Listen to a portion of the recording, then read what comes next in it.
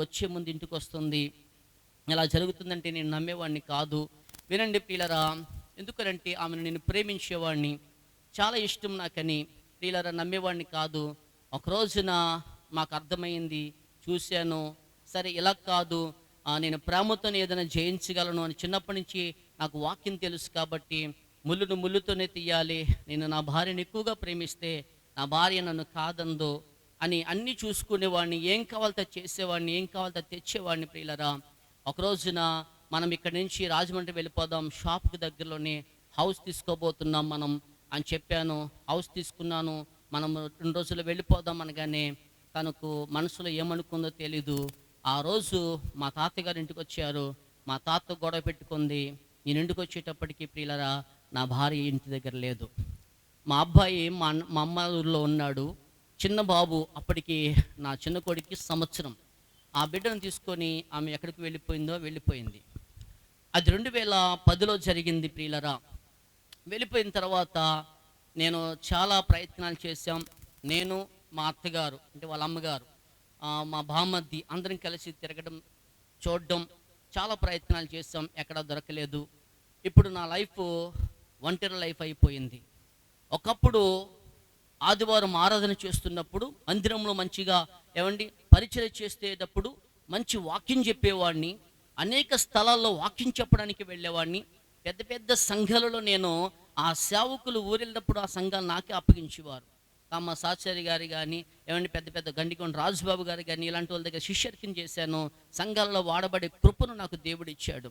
అరే, ఇంతగా నేను ఎదిగాను కదా, ఏంటి నా బ్రతికిలా అయిపోయింది అని నేను ఏడ్చిన రోజులు ప్రియులరా, అవి నాకు ఇప్పటికీ గుర్తుగానే ఉన్నాయి ప్రియులరా.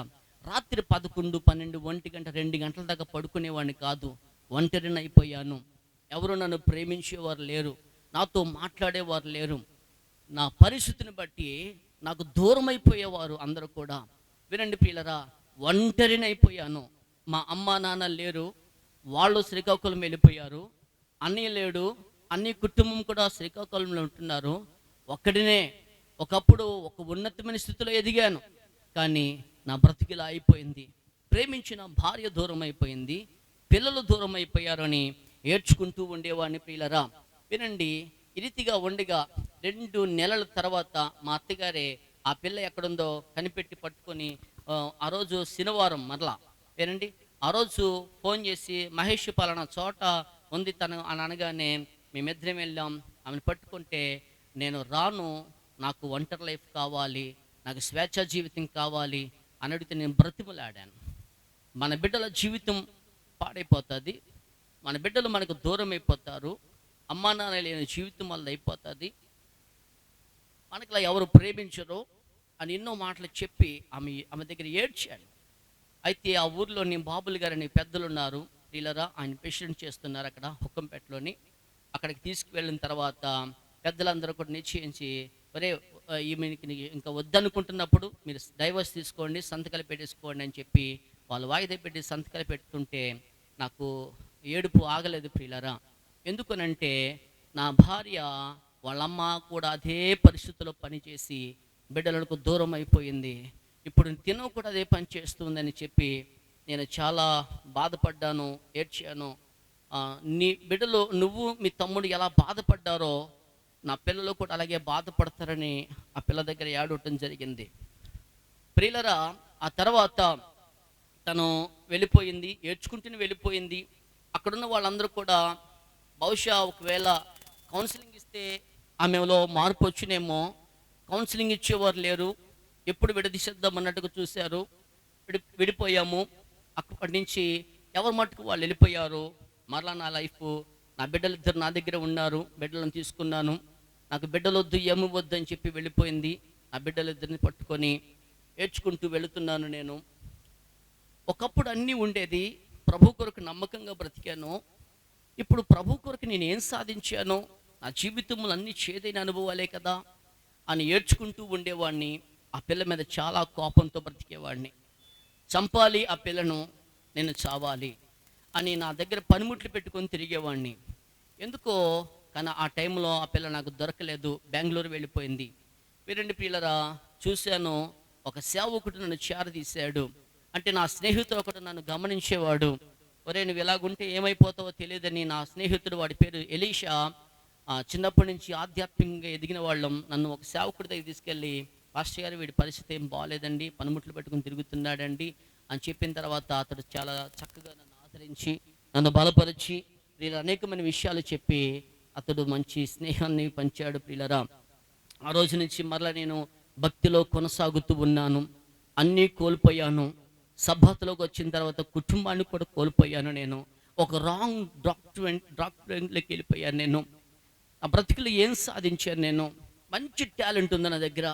అనేక సంఘాల్లోని యవనస్తులను బాగా తర్ఫీదిచ్చేవాడిని, మంచి నాటికలు వేసేవాడిని, నాటికలు రాసేవాడిని, కథలు చేసేవాడిని, సీరియల్ చేసేవాడిని, మంచి ప్రోగ్రాలు చేసేవాడిని. నా వెనకతలకు 40-50 మంది టీం ఉండేవారు. ఇన్ని చేశాను ప్రభు కొరకు. నేనేం సాధించాను? నో, నేనేమి సాధించలేదు. 2003లో ప్రియులారా, ప్రభు నాకు దర్శనం ఇచ్చాడు. నిన్ను సేవకు పిలుచుకుంటానని చెప్పి దేవుడు పిలుపునిచ్చాడు. ఆ పిలుపు కూడా నా జీవితంలో నేను వెచ్చబడలేదు. వద్దు, నేను సినిమా రంగంలోకి వెళ్ళిపోదాం అనుకున్నాను ప్రియులారా. అప్పుడు నా దగ్గర ఉన్న ఫొటోస్, అప్పుడు తల్లి ప్రేమ అని షార్ట్ ఫిల్మ్, ఒకటి సోమరి జగత్ షార్ట్ ఫిల్మ్, ఇలాంటి ఫిల్మ్లు చాలా వరకు క్యాసెట్లు అమ్ముడైపోయినాయి ఆ రోజుల్లోనే. ఆ ఫిల్మ్స్ అన్నీ కూడా నేను అందులో నా మంచి మెయిన్ ఫొటోస్ తీసుకెళ్ళి ఫిల్మ్ ఇండస్ట్రీకి పెట్టేసుకున్నాను. ఆ తర్వాత ప్రియులరా, మా చర్చిలో ఒక ఆయన అన్ఎక్స్పెక్టెడ్గా చంపబడ్డాడు. చంపబడిన తర్వాత ప్రియులరా, నేను సంఘములో సభ్యతలో ఉంటూ ముందుకు కొనసాగుతున్నాను. చంపబడిన తర్వాత అప్పటికి నా లైఫ్ ఒంటరి లైఫ్, ఒక రకమైన జీవితం జీవిస్తున్నాను. నేను ఒంటరిగానే ఉంటున్నాను. అయితే ఆ సబ్బాతులోని ప్రియులరా, ఒక ఆయన నన్ను బాగా ఆదరించాడు, మోహన్ గారు అని. ఆయన నన్ను విడిచిపెట్టేవాడు కాదు. ఆ చర్చిలో ఒక ఆయన చంపబడిన తర్వాత సబ్బాతులోని ప్రియులరా, నేను సబ్బాతులో నుంచి ప్రియులరా ఆర్థడాక్స్ జూలోకి వెళ్ళిపోయాను. అంటే ఇజ్రాయెల్ కాన్సెప్ట్లోకి వెళ్ళిపోయాను. అంటే యేసు ప్రభు దేవుడు కాదు, యెహోవాయే దేవుడు అనేటువంటి కాన్సెప్ట్లోకి వెళ్ళిపోయాను. ఏమండి, ఆ కాన్సెప్ట్లోకి వెళ్తే ఇక కోషర్ చేసినవి తినాలి, బయట అమ్మిన మాంసాలు గట్టి తినేవాళ్ళం కాదు. అంత భక్తి చేస్తూ నా జీవితంలో ఏమీ సాధించలేకపోయానని ఏడుస్తూ బాధపడుతూ ఉండేవాడిని. ఒకరోజు ఒక ఆయన చనిపోయిన తర్వాత, అతడు నాకు బాగా స్నేహితుడు, సంఘంలో ఒక విశ్వాసి. ఆయన చనిపోయడం సంగతి తెలిస్తే ఎవరు కూడా ముందుకు రాలేదు. సబ్బాత్ చేస్తున్నాం కదా, మనం ముట్టుకోకూడదు, చేయకూడదు అన్నప్పుడు అయితే నేను అతనితో చాలా క్లోజ్గా ఉండేవాళ్ళం. అయితే నాకు స్నేహితుడు, మా సంఘంలో ఒక మంచి వ్యక్తి. అయితే మేము ఆ కార్యక్రమాలు చేసుకురావాలని చెప్పి అతడు చంపబడ్డాడు. ఆ తర్వాత ప్రియులరా, మేము ఆ బాడీ ఎక్కడ ఉందని ఎత్తుక్కొని పట్టుకొని భూస్థాప కార్యక్రమం చేసిన తర్వాత ఆయనకు చెప్పాను, ఇలా జరిగిందంటే, తమ్ముడు మనము ఇజ్రాయెల్ కాన్సెప్ట్లో ఉన్నాము, అలాంటివి చేయకూడదు అని చెప్పాడు. ప్రియులారా, ఈరోజు ఈయన అయ్యాడు, రేపొద్దు నేనవుతాను. ఇంతేనా మా బ్రతుకులు? అంటే ఈ యొక్క సభాతులోని ఇలాంటి నియమ నిబంధనలు పెట్టుకుంటే మేము పరలోకం ఎలా చేరుకోగలుగుతాము, ఇతరులను ఎలా ప్రేమించగలుగుతాము?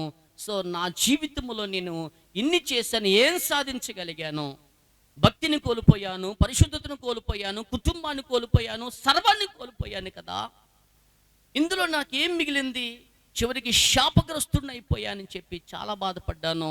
నాకు అనిపించింది, ఇక వద్దు, నేను మొదట ఏ విశ్వాసంలోనైతే కొనసాగానో, ఏ భక్తినైతే నేను ముందుకు సాగానో, ఏ పరిశుద్ధతలోనైతే కొనసాగానో, మరలా సండే ఆరాధనకు వెళ్ళిపోవాలని నిశ్చయిత తీసుకున్నాను. వీళ్ళరా ఫోన్ చేసి చెప్పాను, అయ్యా నేను సబ్బాతును చెయ్యను, నేను ఆ సండే ఆరాధనలోకి వెళ్ళిపోతున్నాను. అప్పుడే నాకు మనశ్శాంతి ఉండేది, సంతోషంగా ఉండేవాడిని. భార్యను, కుటుంబాన్ని అన్నీ కోల్పోయాను. నేను ఒంటరి వాడిని అయిపోయాను. నా బ్రతుకు ఎలా అయిపోయింది అని అంటే, వినండి పిల్లరా, భోజనం తినడానికి కూడా నోచుకోలేని పరిస్థితి అయిపోయింది నాది. ఒకరోజు వండుకున్న అన్నాన్ని 3 రోజులు దాచుకుని తినేవాడిని, నీరు పట్టేసేది. వినండి పిల్లరా, మేము సబ్బాత్ చేసే శనివారము ఎప్పుడు వస్తుందా అని ఎదురు చూసేవాడిని. ఎందుకంటే 4-5 ఇళ్లలోంచి నాకు పులిహార తీసుకొచ్చి పెట్టేవారు. ఆ రోజు కోసం ఎదురు చూసేవాడిని. సరైన బట్టలు ఉండేవి కాదు. 5 రూపాయలు లేక ప్రియులరా, నామవారం నుంచి అంటే 20 కిలోమీటర్లలో నడుచుకుంటూ వెళ్ళేవాడిని. డబ్బు లేదు, ఆరోగ్యం లేదు, ఆహారం లేదు, సరైన వస్త్రాలు లేవు. ఏమండి, ఎవరి దగ్గరికి వెళితే వాడు ఏమనుకునేవారంటే, వీటితో సహాయం కోసం నా దగ్గరకు వస్తారని ముఖం చాటేసేవారు, పక్క నుంచి వెళ్ళిపోయేవారు. ప్రియులరా, ఇలాంటిది నా లైఫ్ అయిపోయిందని చాలా బాధపడి, నేను ఒకప్పుడు బాగుండేది నా లైఫ్, తిరిగి నేను మరలా సండే ఆరాధనలోకి వెళ్ళిపోతున్నాను, దయచేసి ఎవరు నన్ను డిస్టర్బ్ చేయొద్దు అని చెప్పి నేను ఫోన్ చేసి పెట్టేశాను. ఇప్పుడు వినండి, సంఘమంతా కూడా జంగాల కాలనీలోని సంఘమంతా కూడా సబ్బాత్ చేసేవాళ్ళు. అయితే వాళ్ళు అంటున్న మాట, మహేష్ నువ్వు వెళ్ళిపోతే ఎలాగా, నువ్వున్నావనే కదా అన్ని విషయాలు నువ్వు మమ్మల్ని ముందుండి నడిపిస్తున్నావు కదా. లేదన్నా, నేను చాలా కోల్పోయాను, నేను సండే ఆరాధనలోనే బాగుండేది నా లైఫ్, నేను మరలా వెనక్కి రాలేను, నన్ను క్షమించండి అన్నప్పుడు, లేదు మేము మాట్లాడతామని ఏదో నచ్చ చెప్పేవారు. లేదని ఫోన్ పెట్టేశాను. వినండి, సబ్బాత్ ఆరాధనలు నడిపించేటువంటి సేవకులు వచ్చినప్పుడు ఆయనకి చెప్పారు, మహేష్ సండే ఆరాధనలకు వెళ్ళిపోతున్నారు, మేమందరం కూడా సండే ఆరాధనకు వెళ్ళిపోదాం అనుకుంటున్నాము, దయచేసి మమ్మల్ని మీరు డిస్టర్బ్ చేయొద్దు, ఒకవేళ వచ్చేస్తే మీరే శనివారాన్ని వదిలి ఆదివారానికి వచ్చేయండి అని చెప్తే, నేను శనివారాన్ని విడిచి రానని చెప్పి ఆ సేవకుడు ప్రియులారా అక్కడి నుంచి వెళ్ళిపోతే, సంఘం అంతా కలిసి మరలా నా దగ్గరకు వచ్చి పెద్దలందరూ కూడా వచ్చి, మహేష్ మనమందరం ఆదివారం ఆరాధన చేసుకుందాం, వచ్చే మనమందరం కలిసి ప్రభుని ఆరాధించుకుందాం అన్నప్పుడు, అప్పుడు నాకు గుర్తుకొచ్చింది 2003లో నాకు ఇచ్చినటువంటి దేవుడు దర్శనాన్ని ఇప్పుడు నెరవేర్చబోతున్నాడు. కోల్పోయినవన్నీ తిరిగి సంపాదించుకుంటున్నాను. వినండి పిల్లరా, మరలా సంఘంలో ఉన్న పెద్దలందరూ పిలవగానే, ఏమండి ఇప్పుడు సండే నుంచి శనివారం సాటర్డే నుంచి సండే ఆరాధనకు వచ్చి ఇక సండే ఆరాధన చేసుకుంటూ ప్రతి శుక్రవారం ఉపవాస కోడికలు, ప్రతి ఆదివారం ఆరాధనలు ప్రియులరా ఇక భక్తిలో కొనసాగుతున్నాము. ఏమండి, విడిచిపెట్టవలసినవన్నీ విడిచిపెట్టేస్తాం, పట్టుకోవలసినవి గట్టిగా పట్టుకున్నాం.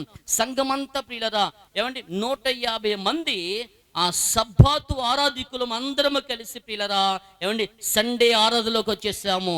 దేవునికి స్తోత్రం కలుగును గాక. ఆ రోజు నుంచి ప్రియులరా సంఘములో గొప్ప కార్యాలు చేయటం, దేవుడు గొప్ప కార్యాలు చేయటం మేము చూసాం ప్రియులరా. కోల్పోయిన ఆనందాన్ని తిరిగి సంపాదించుకున్నాను, నేను కోల్పోయినవన్నీ తిరిగి సంపాదించుకోగలిగాం ప్రియులరా. తర్వాత నాకు వివాహం అయ్యింది 2011లో ప్రియులరా, డిసెంబర్ మాసంలో. ఏమండి, నేను ప్రేమించిన అమ్మాయి నాకు దూరం అయిపోతే నన్ను ప్రేమించిన అమ్మాయి నా దగ్గరికి వచ్చింది ప్రియులరా. వినండి, పెద్దలు చూసి సంబంధం చేశారు. అయితే వినండి, నాకంటే ఎక్కువగా తను ప్రేమిస్తుంటుంది. రాజు విషయాలే మీకు తెలుసు. ఏమండి, ప్రతిసారి ఫోన్ చేస్తే, ఎక్కడికి వెళ్ళినా సరే ఫోన్ చేస్తూనే ఉంటుంది. ఏమండి, భోజనం చేశారా, ఎక్కడున్నారు, ఏంటి అని అడుగుతుంటుంది. వినండి, ఒకప్పుడు నేను ప్రేమించిన అమ్మాయి నాకు దూరం అయింది, ఇప్పుడు నన్ను ప్రేమించే అమ్మాయి నాకు దగ్గరికి ఇచ్చాడు ప్రియులరా. నా బిడ్డలు నాకు దగ్గరగా ఉన్నారు ప్రియులరా. ఒకప్పుడు తినటానికి తిండి ఉండేది కాదు, కట్టుకోవడానికి సరైన బట్టలు ఉండేవి కాదు ప్రియులరా.